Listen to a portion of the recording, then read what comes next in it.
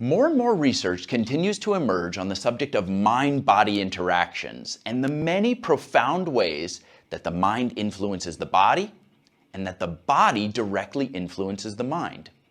And the implications of this research are enormous for things like health, longevity, and susceptibility for disease.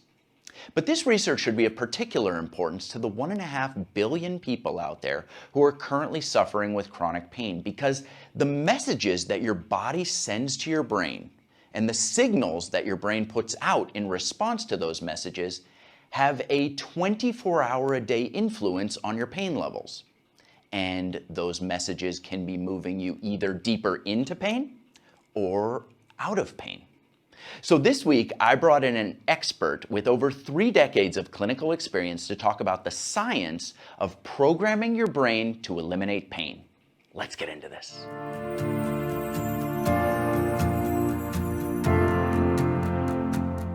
Dr. James Chestnut, welcome back for round 2. Thank you so much for being here. My pleasure, thanks. So I just finished your newest book, and I was hoping that you would tell me a little bit about the concept of psychological fitness, which is, I love the terminology that you chose there.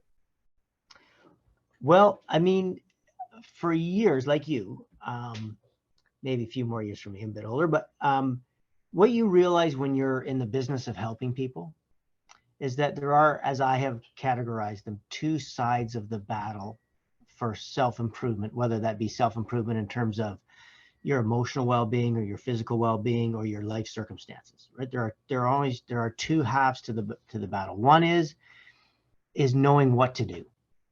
And very few people are struggling because they don't know already a bunch of things that they know they should be doing that they're not yet doing, and a bunch of things they shouldn't be doing that they're continuing to do. In other words, knowledge, as important as it is, especially in terms of nutrition, right? Some things people just get wrong. But for the most part, the struggle, the situation people are in, the reason they want life improvement, why they don't have complete life satisfaction, is because they can't get themselves to do what they know they should, and they can't get themselves to stop doing what they know they shouldn't. Okay. So I've always said that the easy half of the battle is knowing what to do or what not to do. The difficult half of the battle is learning how to get yourself to consistently do it, to have the self-control and integrity to make the best choices. Because life is, the definition of life really, or at least the defining variable in the quality of your life, is your ability to identify and make the right choices, the best choices. That's it. That's what determines your life. It's your ability to identify and make the best choices, both in terms of knowledge and reasoning and in terms of morality and ethics, right? So the right choice is I define the right choice as one that is congruent with accurate knowledge and logic, and congruent with the innate human values and, ethics, morality. And you never have to tell anybody what morality is, because humans all have the same values stamped on our DNA, because we're social mammals and we had to evolve that way or we couldn't live in groups. So you're saying that everybody out there has the same set of values? I could prove it. And I've done it with thousands of people, every race, gender, creed, color, religion, nationality. And again, it's very simple. Just write down, great. Write down the 10 most important attributes of a good human being. Okay. Those are your values. And no matter who you interview, they will all have the same things down. Nobody writes down lying, cheating, dishonesty, selfishness, laziness. Nobody writes those down. Everybody writes down things that will come under the umbrella or a synonym of these 5 things. Okay. This is integrity. Honest, kind, generous, hardworking, egalitarian. That's it. So you build egalitarian, meaning you believe people are of equal worth by definition, right? So honest, kind, generous, hardworking, egalitarian, or tolerant, or whatever. But people have trouble with tolerance sometimes because they think it means tolerating immoral behavior. So I've changed it to egalitarian. So that's it. That's integrity. But if you ask anybody, anywhere, to write down the attributes of a good human being, they will always write those things down. Interesting. And the reason they do is because it's stamped on our DNA. And the reason it's stamped on our DNA is because those are the things that are required to form and maintain a social group and social bonds, which is required for humans to survive. Humans are tribal. Mm-hmm. And so we require those things. And in fact, if you look at biology as the mammals that are social, you can actually see this get more and more complicated up from, things that lives in packs like, prairie dogs, and these little communities of things, and all the way up through wolves, which are very complex behavior, bees. They're not mammals, obviously, but incredible how important that is. Ants. And then you go up through the mammals and it gets more and more complicated till you get to bonobos and chimpanzees, and then you get to humans. And what you realize is that these things actually have a moral code. And if they don't live by that moral code, there's a consequence. But it's ingrained, because you can't create bonds between human beings that are significant enough if everybody is stealing and cheating on each other and harming each other, and they're unkind, dishonest, lazy. These things do not work. Mm-hmm. So that's why. But if you could do that with any group, I challenge you, do that with any group of people and just ask them, what are the attributes of a good human being? And you could be in Afghanistan, you could be in Iran, you could be in America, in Canada, in Europe, you could be in Africa. Anywhere you go, that's what people will list out. Don't ask them what the ethics are, what values are. Ask them what the good attributes of a good human being are. Mm-hmm. And those are the criteria upon which we judge our own behavior. Mm-hmm. So when we have belief systems or behaviors that are not congruent with those things, we suffer. It's very stressful. So you're saying the two sides of this coin are, there's one side that's tactics, and those are everywhere nowadays. So we could take, for example, like you were talking about diet. So there's an abundance of dietary books. Each one of these different dietary philosophies has an army of people behind it saying how great it works. But then at the backside of that, we have data showing that none of these things, very few of them, 90% plus, fail in long-term applications.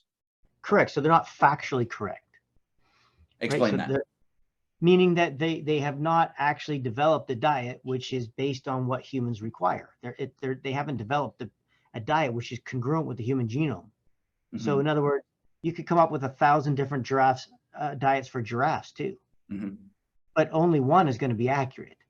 And that's the one that matches the actual requirements for the giraffe genome in order to express healthy structure and function that's sufficient with all the essential nutrients that giraffes require, mm-hmm. and is free of the toxins that make giraffes sick. That's the only diet that's suitable to giraffes.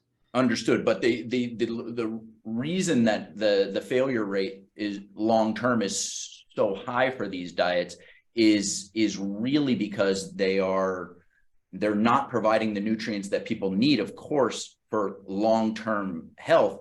But there's also this other thing where it's misaligned with thoughts and beliefs and an understanding of why they're making the dietary choices that they're making. Yeah, so let's separate those. And let's say there are two questions. One is it factually correct? Are they telling you eat the things that you should actually be eating? Mm-hmm. The second one is, regardless of whether that's accurate or not, the second part is, even if you believe that what they're saying is true, even if it isn't, if you believe it's true and you're trying to follow that diet, do you have the psychological fitness required to get yourself to do what you know you should, and get yourself to eat what you know you should or been told you should, and to not eat the things that you know you should? And the answer is very few people do. This is why all these self-help things fail, because they're based on knowing what to do and making a plan to what to do, which is really easy. It's getting yourself to do it, which is difficult, but that requires psychological fitness. Psychological fitness requires self-control and integrity and self-esteem. And I break it down to 7 components, but basically the foundations of those things are self-control and integrity. The ability to control oneself is everything. That's what determines the quality of your life. Anybody can plan ahead, because we use the executive part of our brain to plan ahead and go, what should I eat? Well, I'm going to have everyone can write out an exercise program for themselves. Mhm. I think that's better than the one they're following now. Most people, anyway. Some of us do follow it, but you get my point. Most people who know nothing about nutrition could tell you that, yeah, I shouldn't have had the donut. I probably should have had the salad. Mhm. They already know that. But why didn't you have the? I don't know. I just can't get myself to eat a salad. I like donuts. Mhm. Right. So so the problem that people face is that they are being taught what to do, not how to get themselves to do it. Mhm. But learning how to get yourselves to follow a plan, or get yourselves to do what you should and stop doing what you shouldn't, that's what requires psychological fitness, self-control, and integrity. Self-control is not a sexy message, because when most people hear it, they think about like, I'm going to have to willfully struggle through life and deny myself the things that I want. Can you explain how we get self-control to work for us as an ally rather than something that we're working against? Well, first of all, if your life is exactly the way you want it, you don't need self-control. Keep going. Correct? So Okay. don't complain to me about that it's going to be hard, because you know what's hard? Being overweight and sick and tired all the time and disease ridden. That's not so easy, really, if you want to be honest, right? So I just don't listen to that sort of argument. I deflate it quickly. Mhm. But then I say, well, let me explain. So self-control is only required when your belief system is different, is not congruent with accurate knowledge or values. So if you believe that exercise is terrible, and you believe that avoiding it is wonderful, then you need self-controlled exercise. But when you can learn that the struggle that you're having at this choice, when you intellectually know you should exercise, right? You should, but you can't get yourself to do it. Who are you arguing with? When you're deciding whether to stay on the couch or go for a walk, who are you arguing with? Is there really a devil and an angel inside your brain? Or like, how is it possible to argue with oneself? This is what I call the great paradox of human behavior, which is, how can we struggle with self-control when it's ourselves? Who are we struggling against? And when you teach people what the struggle is that it's your conscious knowledge struggling against your subconscious belief system programming, what you've anchored pleasure to. So self-control is only required for a long enough time until you can develop belief systems where you've anchored pleasure to doing the right thing and anchored pain to doing the wrong thing. So you exercise regularly. If I said to you, you can't exercise anymore, that would be very difficult for you. Torturous, because good habits are as hard to break as bad habits. Mm-hmm. Right? But good habits are as easy to develop as bad habits. It's just a matter of neuroplasticity. It's just a matter of how you're programming yourself. So most people right now are walking around with an autopilot system, their belief systems. And remember, we operate on our subconscious autopilot system about 99% of the time, right? Willpower is consciously willing yourself to use your cortical brain instead of your subconscious brain to run your life, right? And I use the example of breathing all the time. If you're asleep, you still breathe. Sure. If I knock you out cold, you'll still breathe. Mm-hmm. Correct? You breathe all the time without thinking about it. But at any moment, I can go like this. Mm-hmm. And I can take over breathing with my conscious brain. Mm-hmm. That's the same thing of your thoughts.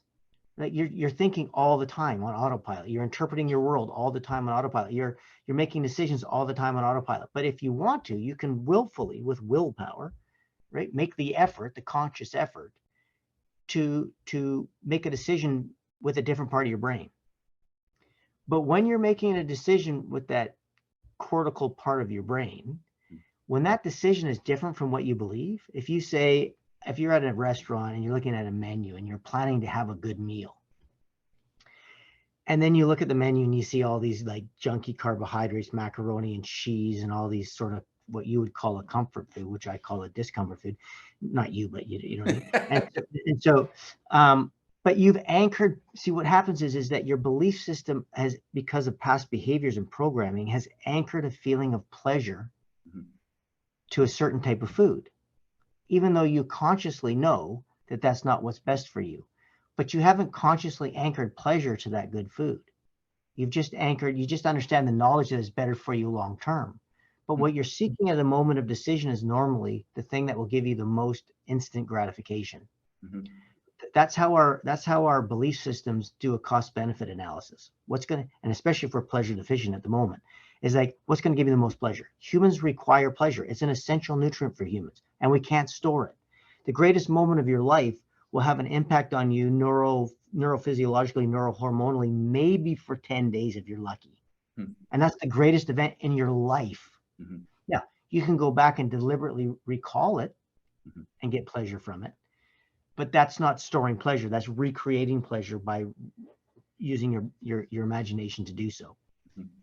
So humans require pleasure.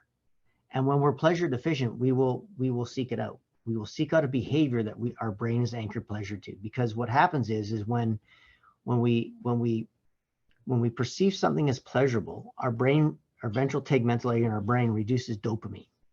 And once that dopamine is released, you will experience pleasure. There's no morality to it. There's no choice to it whatsoever. Once the dopamine's released, you feel pleasure. Mm-hmm. Now, if that dopamine has been released from gambling or pornography or, stealing money or, whatever it is, right?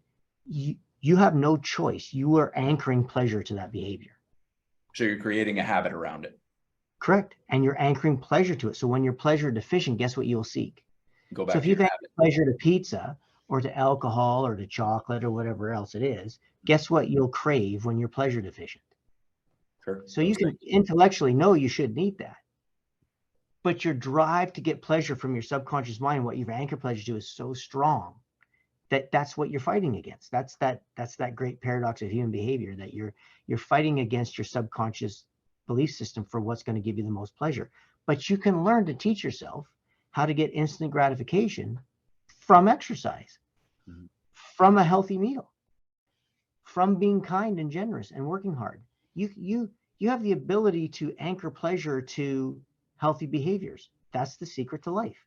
I remember, Yanni, I was doing an interview in New York years ago, and a guy, I was talking about the Eat Well, Move Well concept. This is very early on, early 2000s, and the guy was saying to me, man, this is unbelievable. Like, I mean, you remember in those days, that was brand new when I was talking about this stuff. And he's like, this is incredible. And he goes, well, Dr. Chisholm, break this down simply. What is the attribute of a healthy person? Like, how would you describe a healthy person? If you're just going to say, this is a person who is healthy, I'd say easy. A healthy person anchors and derives pleasure from healthy behaviors and thoughts and actions. An unhealthy person gets their pleasure from unhealthy behaviors and actions. And that's it. Wow. And so the secret to creating a good life for yourself mm-hmm. is learning how to program your own subconscious beliefs based on accurate knowledge and that are congruent with your own values. Because nobody thinks that committing suicide with unhealthy food choices or sedentary living or anger and anxiety and loneliness and low self-esteem, no one believes that's a good attribute. Sure. Right. So the idea is, once you learn that, you become emancipated from the programming that was put into your brain from an early age, before you even had a filter. Most of us are operating on belief systems that we're not even consciously aware of. They just run our lives, and we struggle against them all the time. And we think we have low willpower or no self-control. So I find this fascinating, because you've literally, you blew through it there, and it was very interesting. But I want to point out to people that what you've identified with what you just said is literally the gap that's responsible for the overwhelming failure of the amazing amount of tactics that are available nowadays being put into long-term practice. Is that gap that you just described between what we know we should do and how we operate on autopilot, between the conscious and the unconscious, if you will, or the conscious and the subconscious. So if 99% of the time we're subconscious and only 1% of the time we're operating in the conscious, what chance do we have of being successful? And it's not lack of effort. You can try. So I love the analogy. I think it was Covey who first talked about this, but imagine if you were in Chicago and you had a map of New York, and you said, and you're looking at this map, and you have a destination to get to, and you're like, okay, I'm not getting there. This is hard. And then you go, but I'm going to work harder. I'm going to be positive. I'm going to have a positive attitude. I'm going to work hard. I'm really going to dig in here. But no matter what you did, if your map is inaccurate, you will never get to your destination. And that's what your belief systems are. They're your map, your GPS of your worldview, of everything, of how you interpret yourself, of how you talk to yourself, of how you interpret new information and people, and what you crave and what you don't crave. That's your entire GPS map system is subconscious. And so if that's wrong, and your whole life is then spent struggling against it.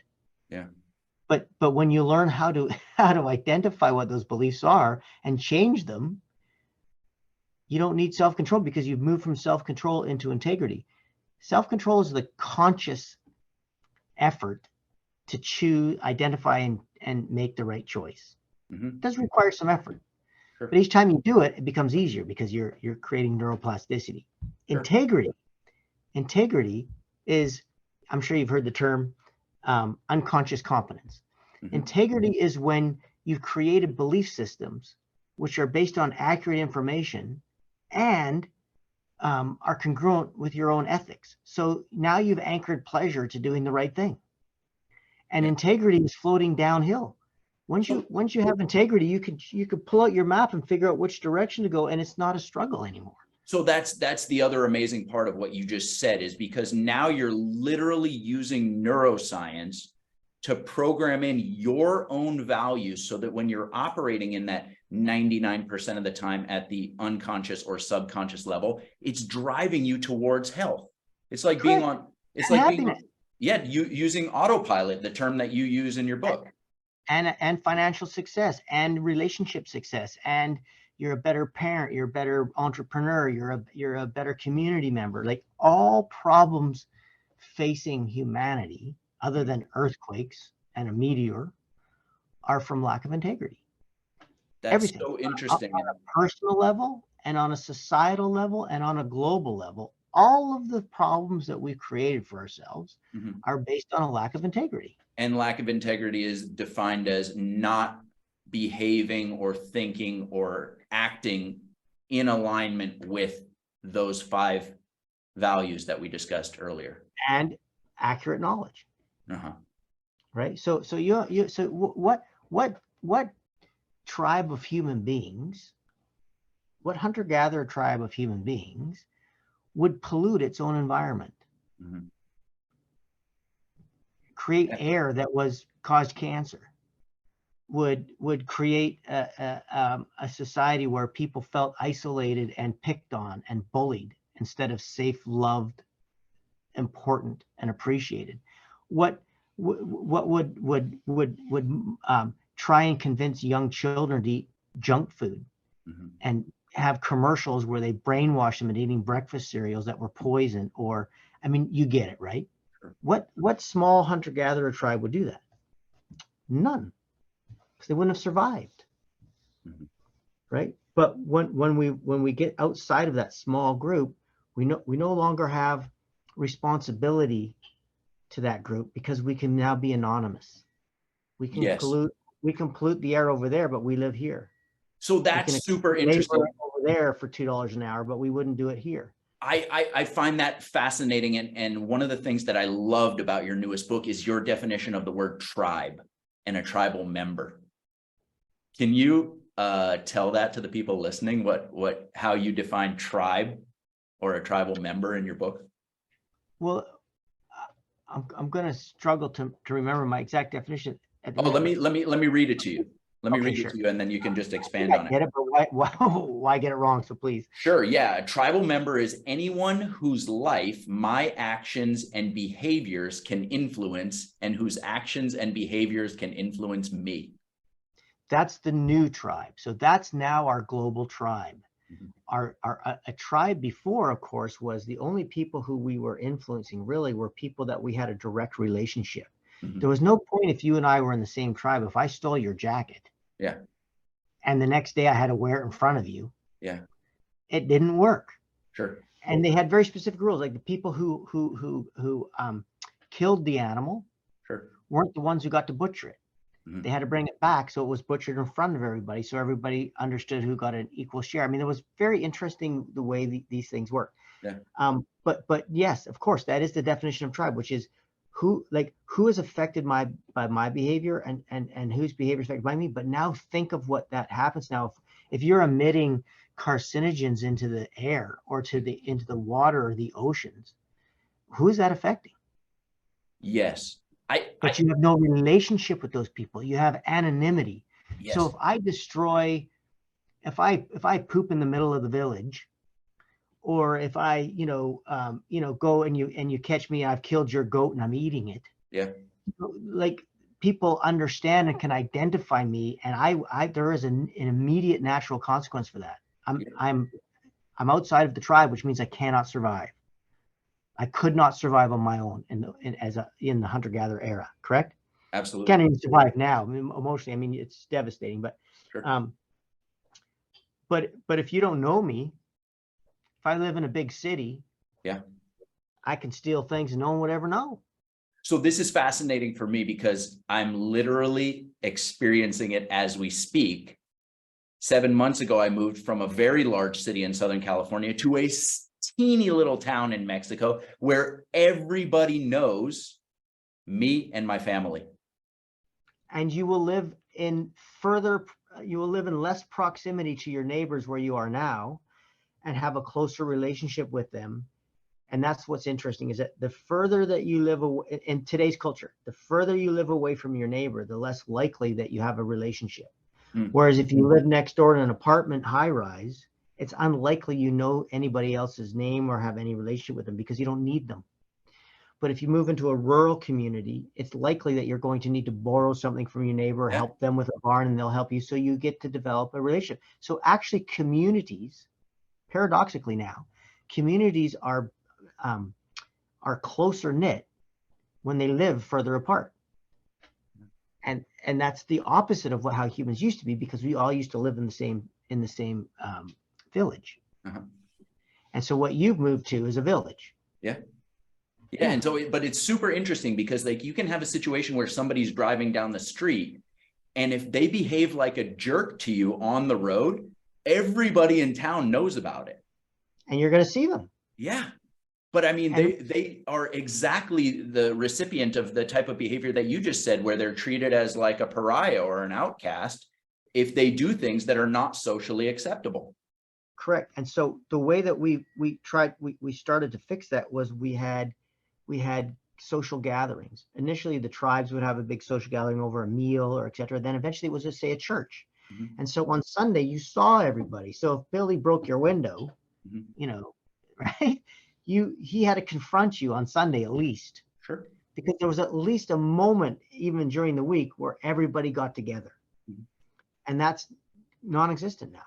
Yes. So you don't have to actually that you don't take any responsibility. There's no face-to-face anymore. Mm-hmm. But it's very difficult to misbehave in broad view. Talk to me more about the concept of pleasure as an essential nutrient and what that means for people who are suffering with chronic pain. Yeah, really important here. So a couple things. Humans had to derive pleasure from things that are essential to us. Otherwise, we wouldn't survive. So if you were sexually satisfied for 7 years after you mated once, we wouldn't have survived. Sure. Correct? We just wouldn't have had enough offspring. Mm-hmm. If you were satiated after a meal for 2 weeks, we'd all be starving to death. Mm-hmm. Right? So the fairness of this whole thing, in terms of biology, is that we're kind of programmed to derive pleasure from what's good for us. Yeah. But because of our hard wiring, we're also capable of deriving pleasure from things that are bad from us. But it's only recently that we've created societies that are full of bad things that produce pleasure. That wasn't the case. So humans have not developed an enormous amount of willpower and self-control, we're not born with self-control because we needed very little of it, because there was very little temptation, right? And also there was a huge amount of culture pushing us towards a certain behavior pattern. And so in terms of evolution or biology, we didn't develop a huge ability to be, we didn't develop the need for self-control. So we didn't develop, it's not innate for us. It's something that we have to work on because we have way more temptation than we're genetically designed to deal with. So we are able to learn because our brains are able to learn how to do it, but it's not something that comes natural because it wasn't something that we ever naturally needed. But what we were born with is an absolute need for pleasure. So when we're pleasure deficient, we're unwell. And we're also unwell if we fill that pleasure with unhealthy habits, unhealthy sources of pleasure. So we're damned if we do, we're damned if we don't. We're unhealthy if we don't have pleasure. In fact, without pleasure, life is not worth living for humans. If humans get to a point where they have no pleasure now, and they get to the point where they don't see that they're ever going to be able to get any, that is when people decide that they don't want to live anymore. That is literally what that's why, because they don't see a future of pleasure or the opportunity for it. And the life without pleasure is not a life worth living for most human beings, right? Without a hope of a future, we can go through years of slavery, of, prisoner of war, but only if our mind allows us to imagine a future where we'll be done. So we're talking about like a light at the end of the tunnel type of thing. Correct. And as I say, depending on your upbringing and your attitude, an optimist will always see the light. The pessimist will blow it out. So our attitude is life-changing, literally. Really important. Maybe we'll have time. So the question you asked was, well, how does that deal with people in chronic pain? So what I would encourage, all of your, everybody listening to do is if you're really interested in this, get a paper by Vivetta, Vivetta, 2005. And it really talks about like the mind-body connection and explains it in a very simple way about how it's related to pain, inflammation, the gut-brain axis, how our brain, how our brain and our gut and our immune cells all communicate with each other through cytokines, neuropeptides, hormones. And so when you're pleasure deficient, you're stressed out. When you're anxious or depressed, obviously you're stressed out. You're producing more cortisol and catecholamines. You're driving your sympathetic system. Well, that has an enormous impact on your state of inflammation and your state of pain. Similarly, if you eat unhealthy foods and get an inflamed gut, or you don't have enough probiotics, your inflamed gut will literally cause a stress response in your brain. The cytokines from your immune cells and from your probiotics that can produce cytokines go directly through the blood-brain barrier and get to your brain. And they also stimulate the vagus nerve, which goes straight into your brain. And so once you understand this connection between your internal dialogue and your emotions and your immune system and your state of inflammation, and your diet and your gut and your state of inflammation and your brain and your moods, once you understand that that's all just a giant loop, you can start to learn how to break that loop. But you are going to be pro-inflamed if you have a negative attitude, if you're emotionally stressed out, if you're depressed, if you have bad food, if you don't have enough probiotics. All of these things are if you don't exercise enough, all of these things work together and as part of our ecosystem. So pleasure deficiency, pleasure is an essential nutrient, literally causes a neurohormonal state which pushes you to have downregulated immunity, creates a stress response, increased blood sugar, decreased sex hormone binding globulin, increasing your chance of cancer, chronic inflammation, chronic cortisol and catecholamine levels, which is going to lead to, eventually adrenal fatigue. I mean, it's hard to overstate the devastation of a chronic pleasure deficiency. Most people understand that chronic stress all the time, emotional stress, is harmful. But I don't think they recognize that a chronic pleasure deficiency is the same. And so that's what I wanted you to elaborate on that. So we're talking about a pleasure deficiency as being as damaging to a person as lacking any other essential nutrient like oxygen. Because it's a stressor. Because your brain perceives a lack of pleasure as a stressor, which means your body perceives a lack of pleasure as a stressor. And when you enter into a stress response, you become pro-inflamed. And then a myriad of other issues that Sure. And for people out there who are suffering with pain, one of the other important things that happens as a part of that cycle is decreased pain thresholds. Correct. Because neurologically, you literally lower your firing thresholds for the nociceptive pathways that go to your brain. Also, most people, it's hard for people to realize that pain is an emotion. You could have your leg cut off and not feel it. You can get shot with a bullet and if you have a certain emotional state, you won't feel it till later. Everyone's experienced these kinds of things. Sure. Pain is the emotional response to nociception that happens to reach the cortical part of your brain, the conscious part of your brain, which locates and then puts an emotional, value to that feeling, which is pain, right? So once you understand that pain is an emotion, then obviously you understand how emotions affect pain, because pain is an emotion. And also, so it's not just, not all pain is inflammation based. Sure.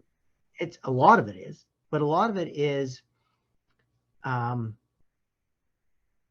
I think I said to you before, depression is really, it's emotional pain, right? And so when you have a negative mood, that literally pushes you towards more pain, because emotional pain and physical pain are located in the same areas of the brain, locus coeruleus, amygdala, all these areas. So at least that's this. Yeah. Anyway, so when people start to develop more gratitude in their life and they start to get pleasure from healthy activities, the momentum they build is so enormous, because what happens is the healthier your choices become, the less inflammation you're producing with your diet, the more inflammation you're controlling with exercise, the better your moods become, the healthier your gut becomes, the more parasympathetic versus sympathetic dominant you become. Everything shifts together. That's why I created Eat Well, Move Well, Think Well, because when you do those things at the same time, for a period of time, the impact is enormous. And that's one of the things that I love about your books and your approach in general, is you explain these things in a way where once you understand it, you also understand that the inverse is also true. Correct. So if a pleasure deficiency is driving you into this sympathetic dominance, where you're decreasing pain thresholds, therefore you're increasing pain levels, you're increasing suffering, you're increasing inflammation, you're messing up your sleep, you're messing up your digestion, you're messing up your immune response. As soon as you start adding pleasure back into your life, now talk about a sexy strategy to offer people. We need you to have more pleasure in your life to improve your health, decrease pain, make sure that you live a longer, better, more productive life. How cool is that of a message to be delivering to people? Because the inverse of the message is also true. Correct. And one of the I guess for me, it's almost tragic is that when people become pleasure deficient, they will seek instant gratification, often from unhealthy foods, comfort foods, or from, laying around on the couch instead of exercising. Now, for you, of course, you've developed the anchor to exercise. And, of course, it's true that when you exercise, you feel better emotionally, physically, you sleep better, everything's better, right? But for some people, they've anchored great pain to exercise because they're so pro-inflamed and they're so unfit that when they go out and exercise, their muscles hurt, they get out of breath, and they've really anchored something negative to it. So then what they'll do is they'll seek pleasure from something that is unhealthy, like a certain type of food or alcohol or drugs or antidepressants or whatever it is. They just need, whatever it is, they just need pleasure. But what happens is because that pleasure is so short-lived, because in the end it's causing them harm. right? It's causing them to be more inflamed. It's not creating new synapses along healthy pathways. It's either numbing them, or it's actually causing direct harm because it's causing them to be pro-inflamed and affect all the things that we talked about. So then what happens is they actually make a bad choice with their subconscious belief system based on anchoring to pleasure. But immediately, as soon as they made that choice, they actually have the guilt associated with knowing they've let themselves down again. Wow. So it's like a double whammy. Yes, it is, because you think about people who are, drug addicts or alcoholics or food addicts. Mm-hmm. And they're like, oh man, I'm going to eat well. And then all of a sudden they get pleasure deficient. They've had a stressful day. They're stressed out and they go and eat something really bad for them. Very often they feel so bad about it, they'll throw the rest out. Yeah. Right. They'll go, I got to get rid of it. Chuck the ice cream out. I'm done with it. I've eaten what I can. And then they'll get pleasure during the eating of it only. As soon as they're done, the pleasure's over. Because it's an unnatural source of pleasure. When you exercise, you feel pleasure for quite a long time after. Yeah. Right? Correct. And so, but when you do something that is not genetically congruent or congruent with your values, the pleasure only lasts during the activity. That is wild.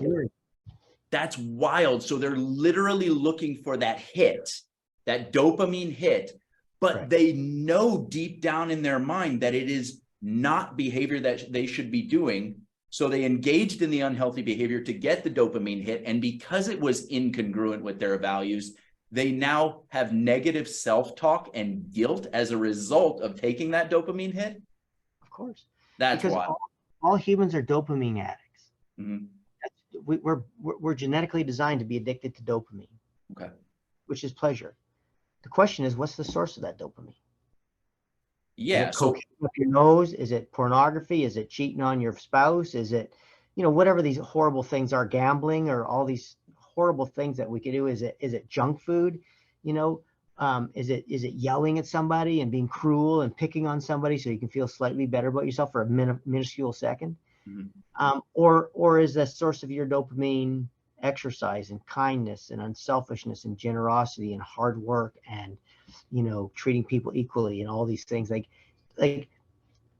it's hard to explain to people how great your life is when you're behaving congruently with your values and accurate knowledge. But it is literally all the rocks come out of your backpack, and instead of struggling upstream, you're now floating downstream, right? Yeah. Towards health and a great life. That is the reward for working on self-control and integrity. But if you're not working on self-control and integrity, how can you improve your life without improving who you are as a human being? Because who you are as a human being, the quality of that is literally defined by your choices. Mm-hmm. That is what defines a human being, is the quality of your choices and your actions, correct? Yeah, you said something amazing in your book. You said, our thoughts, beliefs, knowledge, emotions, attitudes, and actions are the most significant variables determining our health and quality of life. 100%. And they're all within our control. So that's the other thing that I wanted you to... We have the current skill set to do it, but we have the innate ability to learn how. Yeah, so that's the thing that I think most people get hung up on. If you're saying to them, hey, we're going to work on your physical health, list me off the things that we should be doing to improve physical health, I think people will come up with, oh, I need to exercise. I need to get sleep at night. I need to get outside and get some sunshine. I need to breathe fresh air. I need to eat healthy food. These things are the things that I think most people would say. And there's so much knowledge out there about the things that we should be doing to achieve those things. But we start talking about psychological health, or to use your terminology, psychological fitness. And all of a sudden we think like, well, how we're feeling is dependent on what's happening to us or our circumstances or all these different things. And so a lot of people, I think, are under the impression that what's going on upstairs, if you will, is not under our direct control. Can you speak to that? Yeah. So excellent point and question. So Yanni, a lot of people believe that what happens to them physiologically is not, because they're told it's bad genes or bad luck and that they are defective, so they need drugs. Mm-hmm. The same thing exactly with psychological fitness. Oh, you have a serotonin deficiency, your body can't make it. That's just garbage. It's been proven wrong so many times. So you need a drug to regulate your body, and you need a drug to regulate your mind. Both of those things are equally absurd biologically. Mm-hmm. Absurd, provably false absurdities in terms of science, right?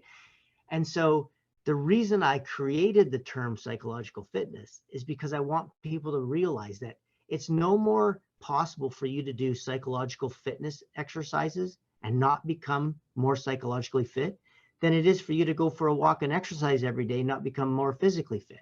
Mm-hmm. The difference is you've never been taught how to become psychologically fit.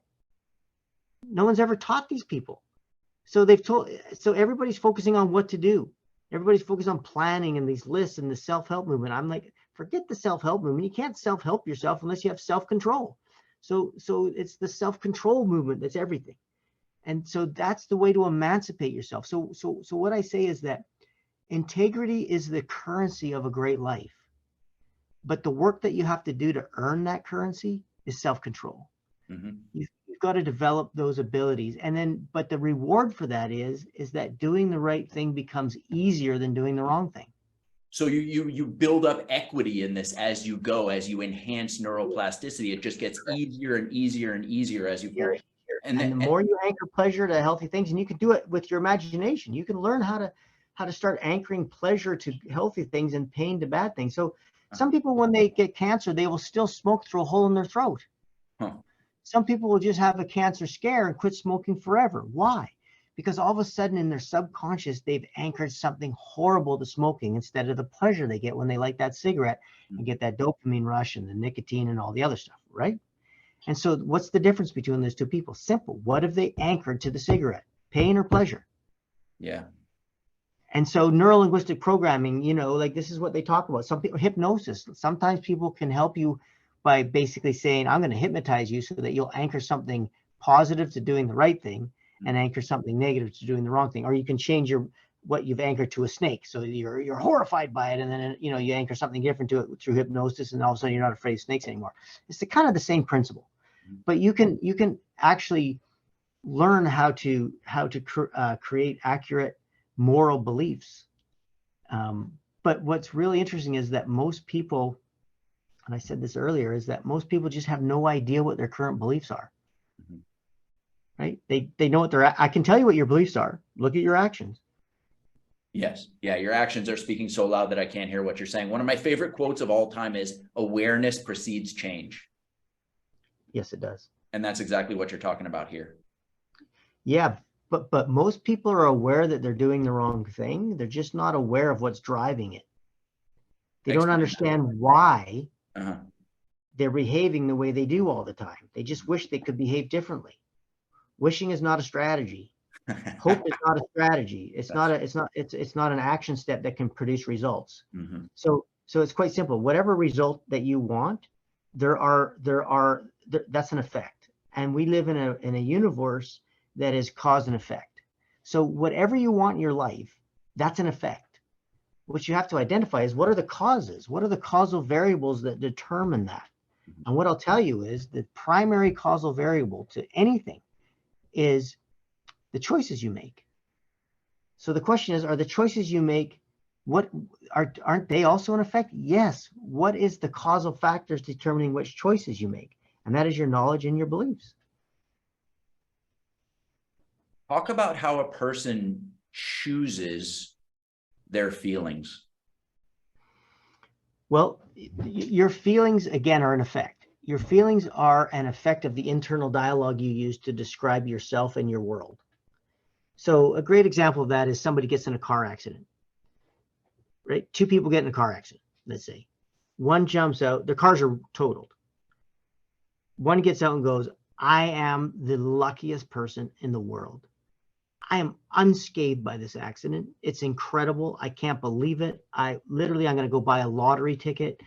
I'm just like, I just can't believe I'm going to call my spouse and just tell them how lucky I am and whatever. The other person in the exact same accident says, I have the worst luck in the world. I'm jinxed. Everything bad happens to me. Look at my car is totaled, and et cetera, right? Sure. So it's the perception of reality. It's the words we use inside our heads to describe our reality that determines our emotional response to it. Our words, internal dialogue, precede our emotions. Our words fire synapses that cause the release of hormones which lead to a mood. Mm-hmm. The mood is the response to our whatever is in our life, to the words we speak to ourselves, to the words that others speak to us. So we have autonomy over the words we use inside our head. You can't have an emotion without first having an internal dialogue. Mm-hmm. Who can control your internal dialogue? With a gun to my head, you couldn't control what I think. Is that correct? Yes. It's not possible. Only you can. However, your current belief systems and the current synapses that you've had throughout your life so automatically color the world that you see and affect the interpretation of your world, that your world, your reality literally is being seen through the lens of your past. So if you have a negative attitude and a negative disposition, or you're depressed or anxious or pleasure deficient, you are seeing the world through that at that moment. And that changes your internal dialogue, which changes your mood. So the way you control your mood is to learn how to control your internal dialogue. Don't focus on the effect, always address the cause. And it's patterns. It's can you learn how to focus on solutions and focus on what you should be grateful for in any given moment. So you know, I always, you know, have a gratitude channel or whatever. I mean, I don't know if we'll have time, but what I always teach people is just to go, the single greatest antidepressant panacea, greatest mood altering thing in the world ever studied is gratitude. So at any given time when you're not feeling good, you need to learn how to switch to the gratitude channel inside your head. And that comes with practice, right? So I would say to people, if you're watching something on television and it's really disturbing, or you're watching two people fight, argue, a married couple in front of their child, yelling at each other and swearing at each other or something, or maybe yelling at their child, you know, what most people would go, well, I got to get away from that. You know, I got to turn the TV off. But it's like, but that's not really what you should do, because then you're left lingering with that. What you need to do is change the channel to a happy channel, then turn it off. So you're talking about the last image that you saw that stays kind of frozen in your mind.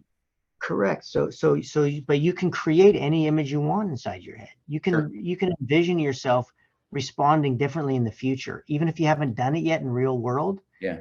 If you realize that your response pattern to a certain person or to a certain event, or to, you know, to looking in the mirror, whatever it is not healthy, it's not producing feelings of contentment and satisfaction, that's the litmus test. Is your current internal dialogue producing feelings of contentment and satisfaction and happiness and joy and optimism, or are they producing something negative?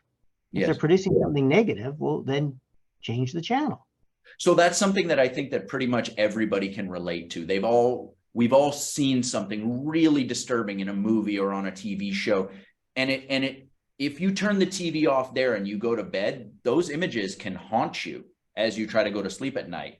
And the best solution, my wife and I use it all the time, if we unexpectedly see something that, you know, we didn't sign up for this type of thing, we'll put on our favorite comedian or something like that. Exactly right. Yeah, of course.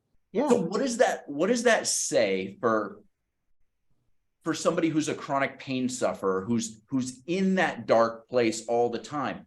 What does that say for instance, what type of music they should be listening to, what type of books they should be reading, and the messages communicated in those books, what kind of TV shows and movies they should be tuning into? Because if I'm understanding this correctly, what I'm saying is, if you're very serious about getting out of chronic pain, you should not be listening to depressive or angry music ever. You should not be watching those types of things on TV or influencing your mind in that direction ever.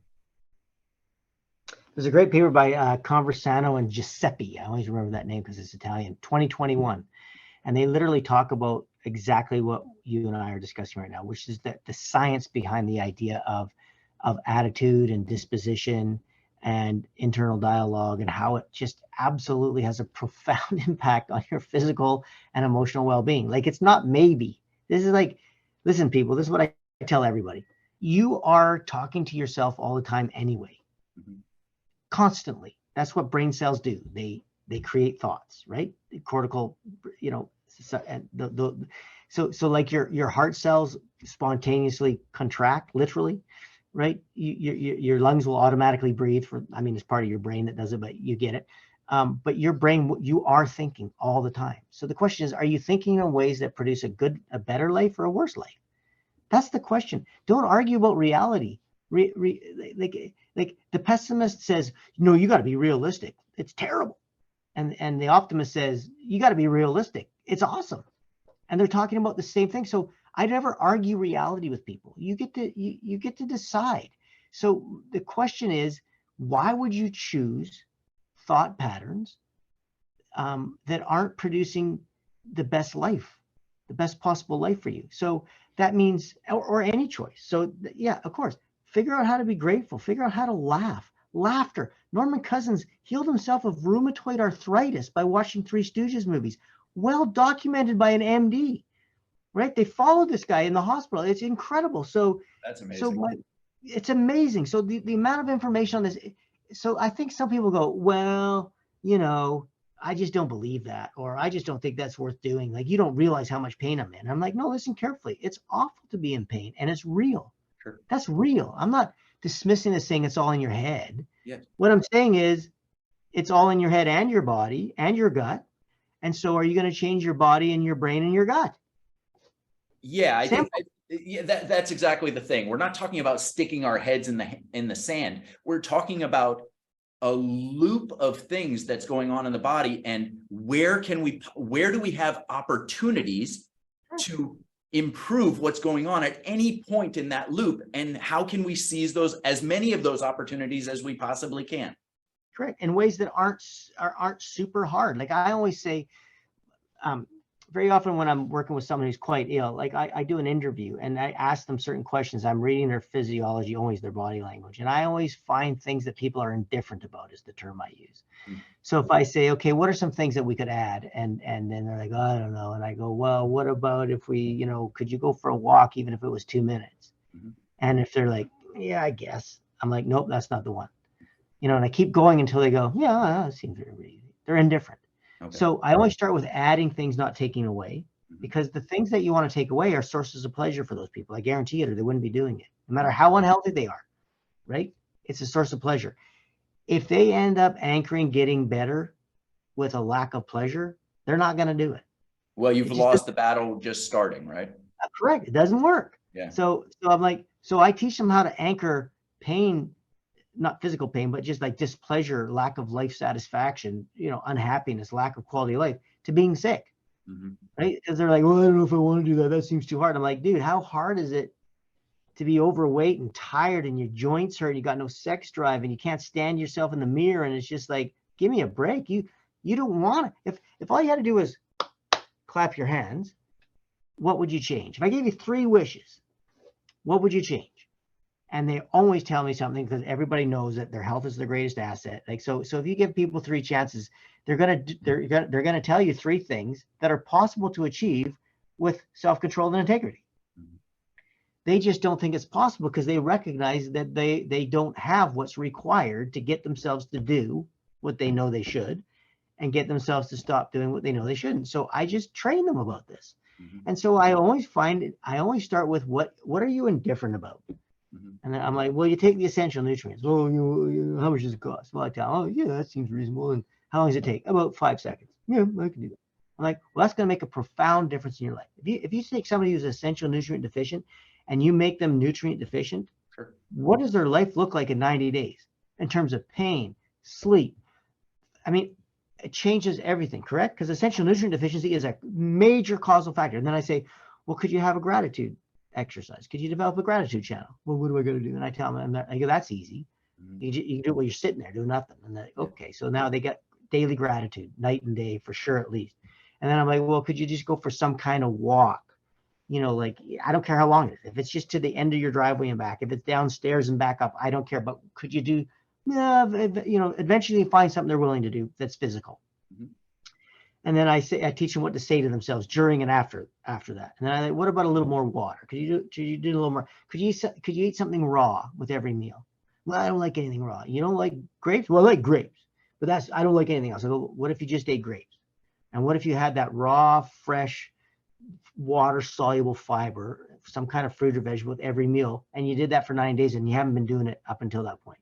So what I say to people is, the fairness of this is, if you do things that you're indifferent about that are easy, I can find some things that will make a huge impact in your life. And then let's just do those for 90 days. And 90 Then days we'll reevaluate. is to wire it in using neuroplasticity. Yeah, wire it in. And that's why it has to be indifferent. It has to be something that I know they'll do for 30 days in a row.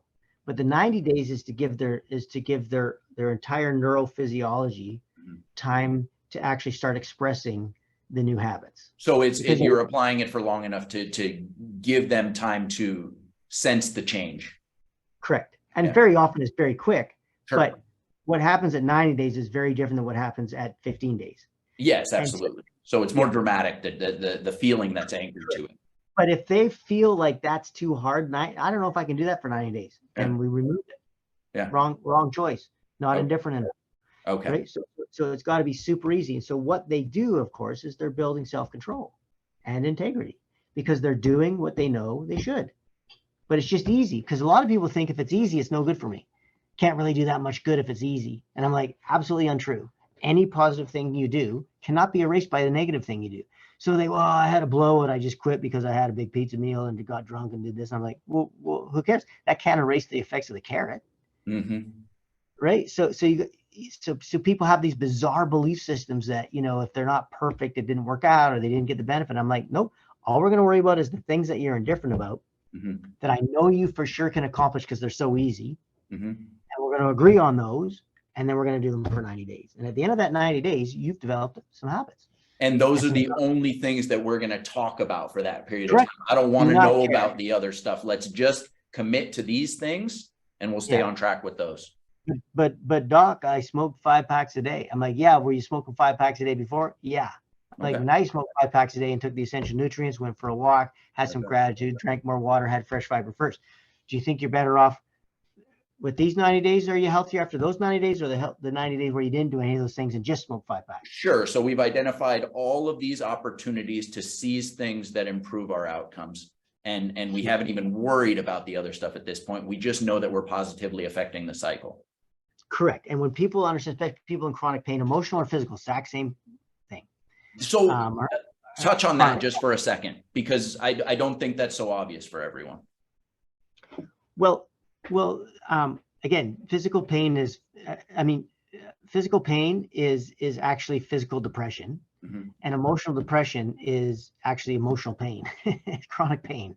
They're the same thing. They're actually producing the same areas of your brain. They're literally experienced in the same way. You don't feel pain in your arm. You feel pain in your brain. Yeah. Right. You don't feel emotional pain in your arm. You feel it in your brain. But both of those things come together in your brain, and they're the same, and they're so closely related, and they're so closely now causing a stress response, which is affecting, your sympathetics versus your parasympathetic dominance. You're going to be sympathetic dominant. It's going to affect your cortisol levels. It's going to affect your immunity. It's going to affect your inflammation. It's going to affect now your nociception. It's going to affect your pain levels, which is going to affect your moods. It's going to affect your disposition. Everything is affected by it. And so, the idea is when you can get in there and just imagine like what it's like like having probiotics in your gut for 90 days versus not. What does that do to what your vagus nerve is doing? And we know for sure that you can actually get rid of chronic pain by stimulating the vagus nerve artificially, or that you can actually dramatically change, if not eliminate, Crohn's disease by stimulating people to be relaxed and get rid of their anxiety and emotion. But imagine if you're putting the probiotic in, which affects the flow from those probiotic bacteria, which will release literally cytokines and neuropeptides that actually affect your brain. We know that for sure. Same with the immune cells. And that goes to the brain. And then you're doing some gratitude, which we know will go right back down and affect the health of your probiotics and the health of your immune system, which affects the cytokines, which affects your inflammatory levels, whether you're Th1 or Th2 dominant.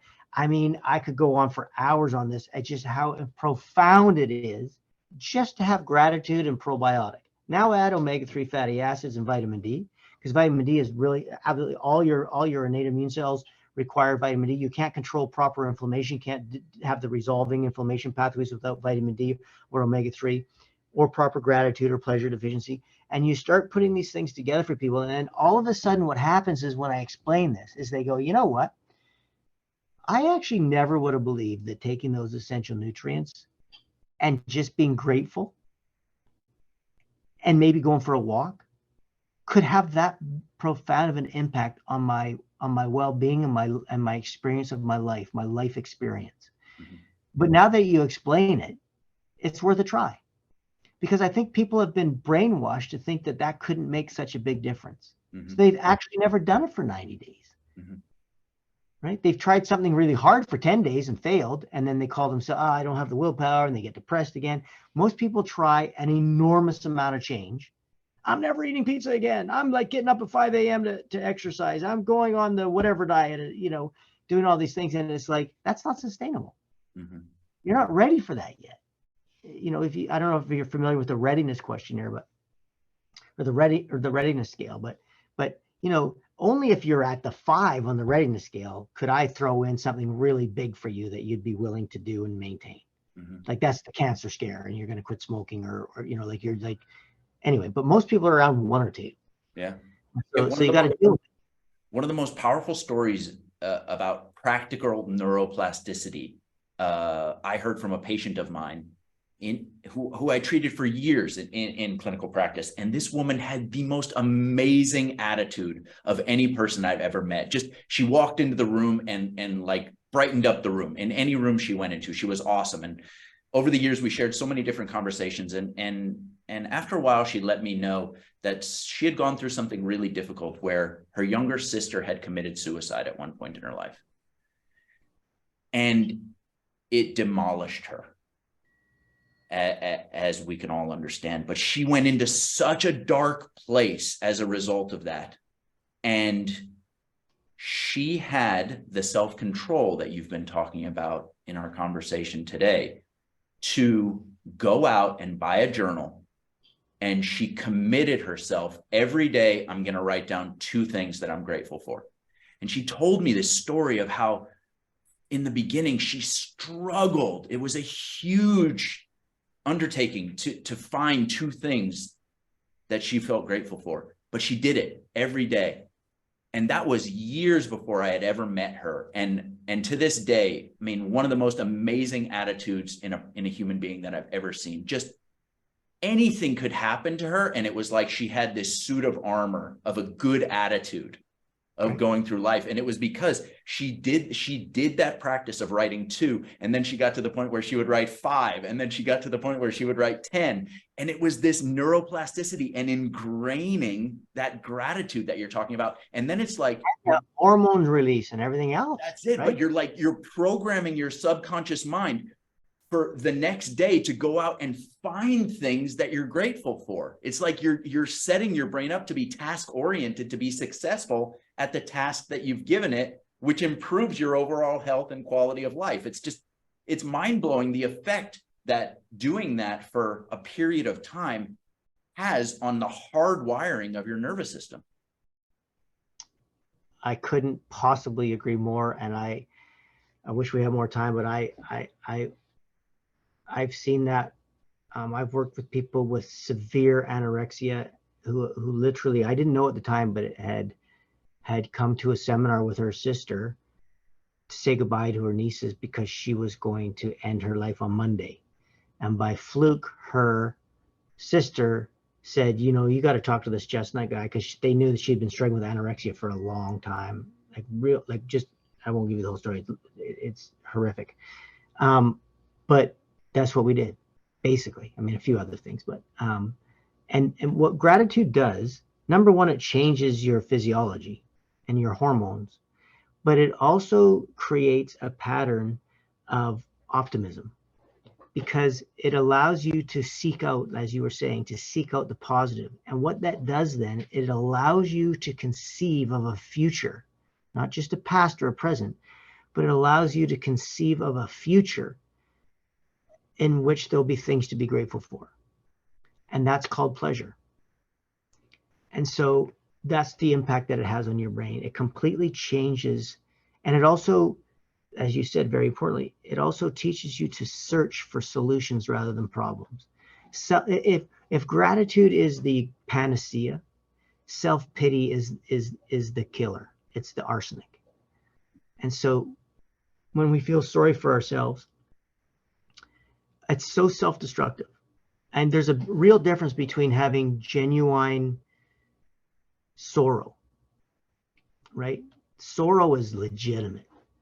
You know, people die in our lives, and that's sorrowful. I mean, that's a real legitimate tear, you know.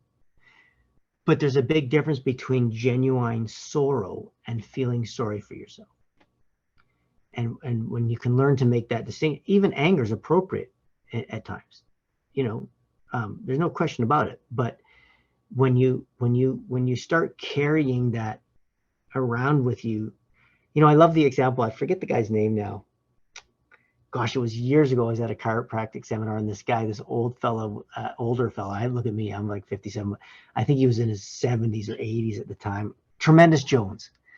And he was at a seminar, and he was a guest speaker that was just so funny. And so normally when I speak, I don't often have time to do other stuff. I go busy, but for whatever reason, I was in the room. I spoke first, and this guy was in the room after, and I got a chance to listen to him. Anyway, one of the great things he said was like, you know, this resentment or anger. And he probably didn't, you know, come up with this, but anyway, he just said it so brilliantly, and he was so cute because he was, you know, 80 whatever years old. But he said it's like carrying garbage. You know, someone cuts you off, and so you save garbage in your car, hoping that you might see them again so you could throw garbage at them. But in the meantime, you've got this rotting, stinking garbage in your car. And he said that's exactly what resentment is, or self-pity, or blame, or guilt. It's that it doesn't matter if it's towards yourself or others. That's carrying around this garbage in your brain that's just causing it to be stinky and rotting, and it's not doing anything. And so I had a conversation actually with someone this morning who I've decided to I always usually have somebody that I don't charge that I help. If someone just happens to be a student this time, but you know, these are the conversations that people find so, I think, surprising because they've never thought of it. But it's like, I don't think most people ask themselves the question, are my current thoughts producing the life I want? You know, are my current choices producing the life I want? Most people can identify the life they want. Actually, most are better at identifying the life they don't want, sadly. But they just have no idea how to get there. And so until you learn that everything that you want in your life is going to require for you to be a better person, then you won't work on becoming a better person. You'll work on effects, and you'll be frustrated. But anything that you want in your life that will create a better life for you requires you to have more integrity and self-control. You need to be a better human being.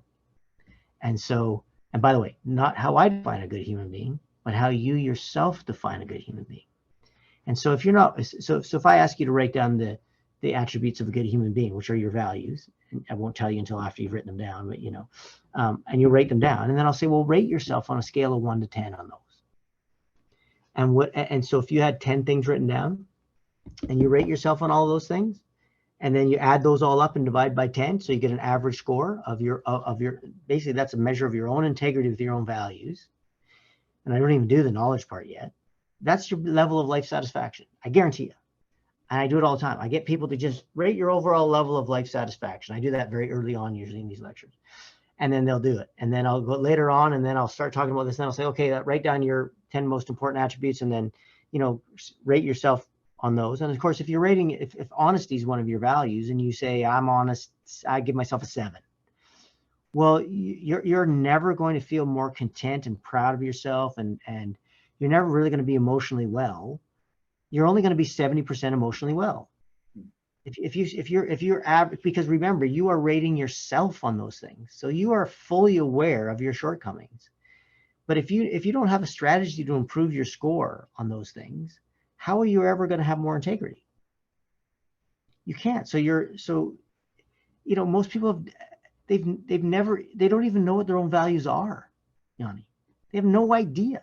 And then once they rate them, they have no strategy in their life on how to improve those things. And I'll say, but isn't your life about your choices? Isn't your whole life about what choices you make? About identifying and making the right choices consistently? And like, yeah, I'll agree to that. Like, I think everybody could agree to that. And I'll say, well, how are you going to make better choices if you're not a better person? Don't you already know a bunch of choices you should be making? Yeah. Why aren't you making them? Because your level of integrity is not high enough. It's required to make those consistently. Right? So if you want to make better decisions, you need more integrity and self-control, which means you need to become a better person. So when you work on self, then you can improve your ability to identify and make good choices. Then you can improve your life. And that life improvement for a chronic pain sufferer means less pain and more life satisfaction. I'm going to suggest that it means more comfort. I don't like to focus on pain. I never ask people, what's your pain level? What's your pain level today? I never talk about that. I say, wouldn't you like more comfort? Why would I talk about pain when it really the issue is comfort? What they want is they want more comfort. So that goes back to what we've been talking about this whole time, which is the inverse is also true. Correct. Yeah. So what they really want is to be comfortable. Right? So, People go, I want to be pain-free. Well, do you? I mean, it's better than being painful, but there's a lot of people who have no chronic pain who have miserable lives. You don't want to be pain-free. You want to be comfortable and have a high-quality life. You want to have a very high level of contentment and life satisfaction. That is the meaning of life for a human being. That's what you want. Let's be honest. Let's first identify what you actually want. What do you want? And everybody wants to have a life that's highly satisfying. Correct? Sure. Right. Well, sometimes people, can have a lot of pain and still have a very high level of life satisfaction. Some people can have very little pain, right, and have very, very low life satisfaction. So they're not synonymous. They're multifactorial. So let's not put too much stock on the pain. Let's not ignore it and put our heads in the sand and pretend it's not real and devastating. It can be. There's no doubt about it. But let's also make sure we have the right goal in mind. And what we really want is a better life. What you want is a better life. And is it possible that you could achieve a better life with the same pain level? Yep. But when you do that, inevitably what's going to happen is your pain levels are going to go down. But if your whole life is about your pain, you're missing out on an opportunity to improve your life in so many other aspects, which, by the way, will inevitably end up decreasing your pain. Yeah. And so let's not have a focused on pain. Very interesting and well stated. So in Man's Search for Meaning, Viktor Frankl talks about how you can endure these awful, unspeakable things if you have this, what you've been talking about is kind of like this light at the end of the tunnel. Like there is something that we're getting to. There is some reason for what I'm going through right now that will be revealed at some point in the future.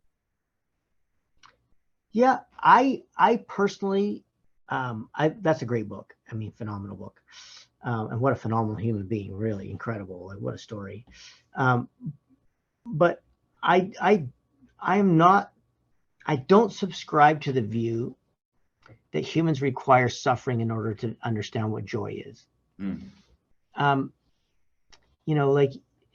It's just not my worldview. And I can think of a lot of examples that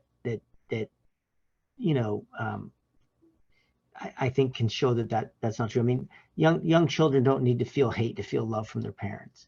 Sure. You know what I mean? And so, but however, I never took it as the suffering was necessary. I took it as the suffering in his particular case provided an opportunity for him to become crystal clear about what was most meaningful. Yeah. And my view is that's how he used it and interpreted it. But the suffering wasn't necessary for enlightenment. I see. People don't need to go through tragedy to be raped or beaten or, abused in order for them to have a wonderful, enlightened life. Some people go through those things and develop a skill set out of it to get into an enlightened life. Some people don't go through that at all and develop a skill set to get an enlightened life. Some people go through tremendous suffering and never develop the skill set, and it ruins their life. Some people don't go through any suffering at all and they still don't have the skill set and they don't have a good life. So my point is that what you seek is enlightenment. What you seek, and I don't mean enlightenment in terms of religious enlightenment. That might be part of it for some people. I just mean you're lightening. You're lightening. You're literally seeking the light rather than trying to get rid of the darkness. You're not seeking to get rid of pain. You're seeking to move towards a highly satisfying, comfortable life. And so, yeah, I think sometimes people hear that you don't think their pain is real or as bad as it is. And I just want to be very clear. It's debilitating and horrible to be in chronic pain. I wouldn't wish it on anybody, but it's also possible to improve your life, guaranteed, no matter what. I promise you that if you're alive and you are sane, that you can develop strategies that will vastly improve your life and give it more meaning. Your life is more than pain or no pain. Of course, we want more comfort, but not all meaning comes from comfort. And so I think that's what Viktor Frankl was really talking about, which is to say, what is the real meaning of my life? What should I be pursuing? And he should have been pursuing that whether he was in a concentration camp or not. Mm-hmm. He would be the first to tell you. Mm-hmm. And the first thing he wanted was no one ever to be in one again. But he wanted to teach people through his writing how to get the same enlightenment without having to go through it. Mm-hmm. Yeah, which is in itself kind of the evidence that the suffering's not necessary. Yeah, absolutely. In fact, the psychological technique that he developed, logotherapy, encourages people to juxtapose what happened to them in any given instance with what Stoics would call like negative imagery. So like you imagine a far worse outcome. In other words, your car gets scratched and you think of like, well, my car could have gotten stolen. And all of a sudden the scratch doesn't feel like such a big deal. But it instantly changes what's going on up here and has an immediate effect on your physiology and therefore massive effect on your whole life. It turns from self-pity to gratitude. Yeah. Oh, poor me, my car scratched. Oh, I'm pretty lucky it wasn't stolen. Yeah. I'm grateful it wasn't stolen, right? That's the shift. Yeah. It always comes down to that shift. And so very often it's useful for people to, in fact, I said to the person I was working with this morning, I said, well, imagine if we took what is literally causing you to be very emotionally unwell, And I said, but imagine if I put you in front of a group of women on the streets that had been abused as children, physically, emotionally, burnt with cigarettes. They're now prostitutes and drug addicts. And you got up there and told them your tale of woe. How many of them would want to trade places with you? And she said, all of them. I said, why? And that's the perspective, right? Now you can't just say to people, well, there's people starving in Africa, I mean, like as if it's indifferent. What you have to say is literally, are there people in worse circumstances than you that are experiencing more joy in their life, more life satisfaction? If they are, it can't be blamed on your current circumstance. It's possible for you to experience more satisfaction in your life with your current circumstance, but let's not pretend we don't want to change the circumstance as well. But often the key to being able to change your circumstance is being able to create more life satisfaction in your current circumstance. That's very often the catalyst. Well said. One thing that I'd like you to touch on before we wrap up here is the power of I choose. Oh my gosh, yeah. So I actually have an exercise. You probably remember it from one of the earlier books. I don't know if I've got it in the latest. I think I do. I put it in the latest book too, because it's so powerful. And so what I do is until you realize that everything in your life is based on your choices, like the source of all your greatness in your life, other than family and support, obviously, but the source of really your life's destiny is in the mirror, right? And again, what's in the mirror is the exact manifestation epigenetically, physiologically of your choices. Habitat and choice, right? Environment and choice. And so once you understand that being able to identify and make the right choices is everything in your life, the first thing you have to do is start teaching yourself that everything that you do is a choice. Everything. Every thought, brushing your teeth, making your bed, doing the dishes, everything. One of the things I often say to people is, do you enjoy laundry? Do you look forward to it? No, I can't. But is your house full of dirty clothes, or do you have clean clothes on? Well, I have clean clothes. Do you have any clean dishes in your house? Or is there just dirty dishes and then you throw them out and buy new ones? Well, no, I do the dishes. Is that because you love doing dishes? No, you've decided in a cost-benefit analysis that it's better to do the dishes than not, even though you would say, I don't enjoy doing the dishes. But the truth is you do enjoy doing the dishes. The joy you get from not having to throw them out and having a clean dish is greater than the pain that you perceive of doing the dishes, right? So that's the cost-benefit analysis. So the moment that you start training yourself, I'm choosing to brush my teeth, I'm choosing to make the bed, I'm choosing to tell my kids I love them and that they're fantastic. I'm choosing to discipline my kids because I need to teach them natural consequences. I'm choosing to work on my gratitude, whatever it is. If you say I choose over and over again, what happens is that you program your mind to understand that everything you do in your life is a choice, and that the quality of your life is synonymous with the quality of those choices. So that's why I do the I choose exercise with people, because I want them to understand that every single thing they do is a choice. Everything. What does that do for a person's sense of empowerment? What it does is it makes them realize that if they can't blame others for why they're mad or angry or hurt or insulted or don't have a good life, as soon as they realize that they can't blame others, that it's based on their choices, they realize they all of a sudden have the ability to improve their own life.